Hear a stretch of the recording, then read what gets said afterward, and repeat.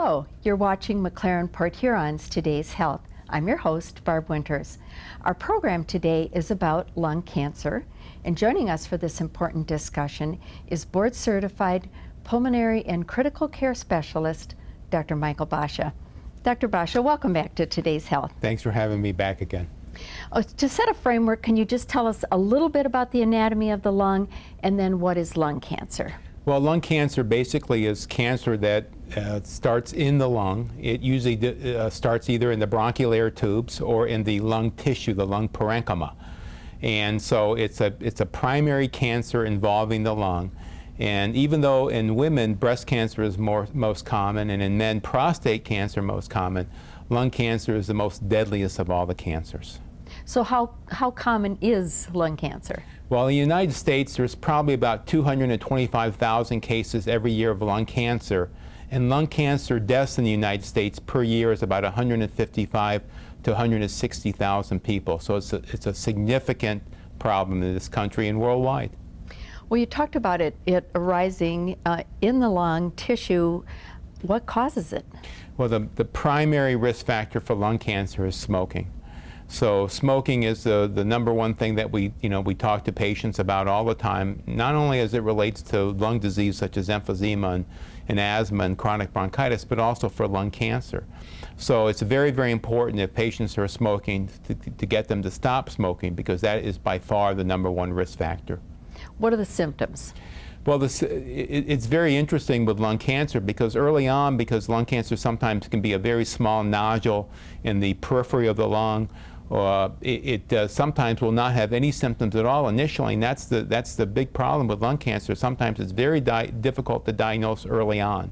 So early on, lung cancer may have no symptoms at all, and then as the lung cancer grows, it starts to invade other tissues, such as the bronchial air tube, a blood vessel, the bone, etc., and that's when we start seeing symptoms. And symptoms can be just a whole host of things, from coughing to coughing up blood, to pain, to just a number of different symptoms, shortness of breath, wheezing, etc. So you talked about, no early symptoms. Is there screening?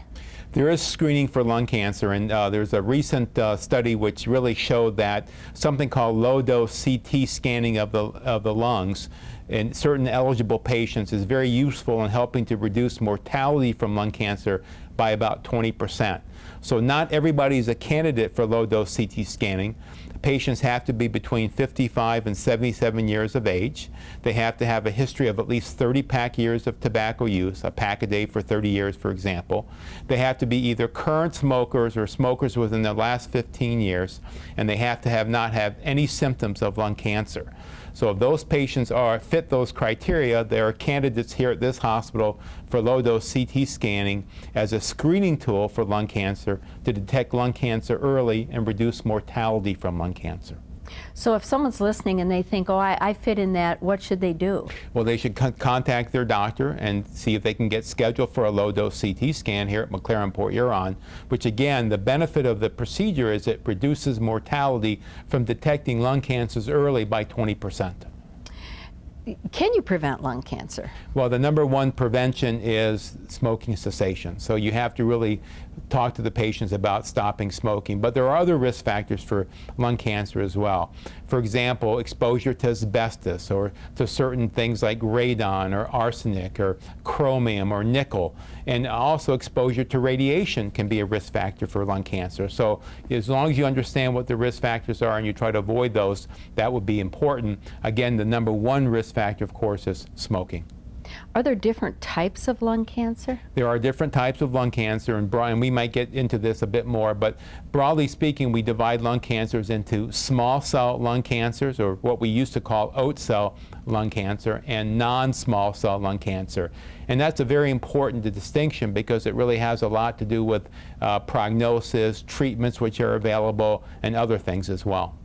Well, we're going to talk lots more, but first we're going to take a break.